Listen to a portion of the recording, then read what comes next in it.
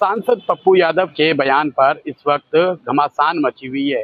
जी हाँ, हरिद्वार में भी सांसद पप्पू यादव के बयान को देखते हुए अखाड़ा 2 दिन पहले अखाड़ा परिषद के अध्यक्ष महंत रविंदर पुरी ने भी उनका घोर विरोध किया था।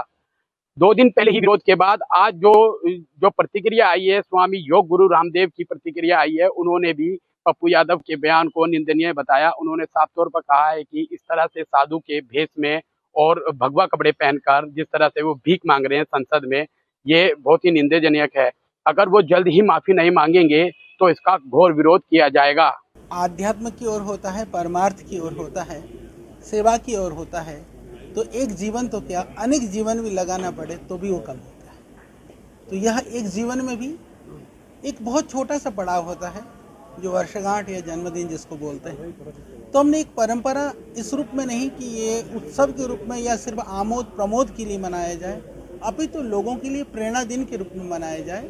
तो पिछले करीबन हम लोग 3 दशक से इस जड़ी बूटी दिवस को मनाते हैं और अब तक हम लोगों ने करोड़ों पौधे इसी वर्ष में, जैसे पूरे देश के अंदर जितने भी जो लोग पतंजलि से जुड़े हैं प्रत्यक्ष परोक्ष रूप से, तो 4 अगस्त को विशेष रूप से जड़ी बूटी का रोपण होता है और हरिद्वार में ही हम लाखों पौधों का रोपण करते हैं। और आज हरिद्वार में कहीं भी नीम का पौधा दिखाई दे रहा है तो आप सब तो हरिद्वार से हैं। हरिद्वार में प्राकृतिक रूप से नीम होता नहीं है। आज नीम के हजारों पेड़ खड़े मिलेंगे और सब पेड़ कितने पुराने मिलेंगे? वो 10 साल से पुराना नहीं मिलेगा, क्योंकि नीम को बांटने का काम मैंने 10 साल के लगभग पहले से शुरू किया। तो वो पौधे आपको दिखाई देंगे। कहीं पहले होगा तो कोई इक्का दुक्का कहीं हो सकता है, नहीं तो नहीं है। तो इसी तरह से हमने जड़ी बूटी दिवस के रूप में रक्तदान का, आज भी 3 ब्लड बैंक यहाँ पर है कि ब्लड देने के लिए हमारे सारे कर्मयोगी भाई बहन, इतना ब्लड इकट्ठा हो जाता है कि लोग लेने के लिए हो जाएं। और हमने पूरा ग्रुप भी बना रखा है। साल भर में भी कहीं किसी को इमरजेंसी होती है ब्लड की, तो उसकी पूर्ति करने का काम पतंजलि यहाँ से तो कर ही रहे हैं। पूरे देश की जनता, जो पूरे देश के हमारे कर्मयोगी भाई बहन हैं, हमारे शिक्षक हैं, वो भी कर रहे हैं। तो इस तरह से हम जड़ी बूटियों से लेकर के, रक्तदान से लेकर के, आज भी अनेक औषधियों का, जो पुस्तकों का विमोचन, जहां हमने वर्ष भर जो काम करते हैं उसको एक तरह से रिपोर्ट कार्ड प्रस्तुत करने का काम हमने स्वयं बनाया है। और सनातन जीवन पद्धति जो सार्वभौमिक है, वैज्ञानिक है और सर्वहितकारी है, ये लोगों की जीवन पद्धति बने। हम आश्वस्त हैं कि योग आयुर्वेद स्वस्थ लोगों की जीवन पद्धति बनेगा। रोगियों के लिए एक विश्व चिकित्सा पद्धति के रूप में, अभी ऑल्टरनेटिव ट्रीटमेंट सिस्टम कह करके आयुर्वेद का जो उपहास उड़ाया जाता है, ये उपहास अब बंद होगा। योग आयुर्वेद नेचुरोपैथी विश्व चिकित्सा पद्धति के रूप में प्रतिष्ठापित होंगे, ऐसी हमारी प्रतिबद्धता है और ये इस युग की आवश्यकता भी है।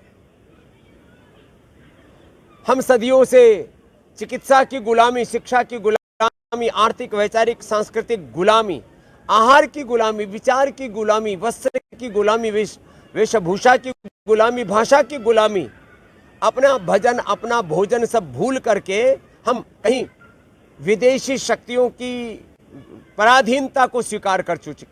ऐसे समय में उन विदेशी शक्तियों की पराधीनता से देश को मुक्ति दिलाने के लिए यह आर्थिक आज़ादी, वैचारिक आज़ादी, हमारी एक स्वायत्तता का प्रश्न है। तो जड़ी बूटी दिवस के रूप में हम श्रद्धेय आचार्य वाक्शन जी का जन्मदिन मनाते हुए आज ये प्रतिबद्धता व्यक्त करते हैं कि 1835 से इस देश में जो मैकाले की शिक्षा पद्धति की गुलामी का, पराधीनता का जो दौर चल रहा था, अब वो खत्म होगा।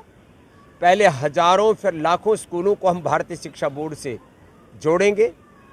इतनी बड़ी महान विरासत अपने पूर्वजों की, उस महान विरासत को विज्ञान के साथ जोड़ करके, अपने अनुभवों को अनुसंधानों के साथ जोड़ करके, दृष्टि, दक्षता, शोध, बोध, प्राचीन हमारे ऋषियों की आइडियोलॉजी और आधुनिक नवाचार के साथ टेक्नोलॉजी का समावेश करके पतंजलि जो आगे बढ़ रहा है, आज 1000 से ज़्यादा जड़ी बूटियों के फिंगरप्रिंट्स पतंजलि ने तैयार करके।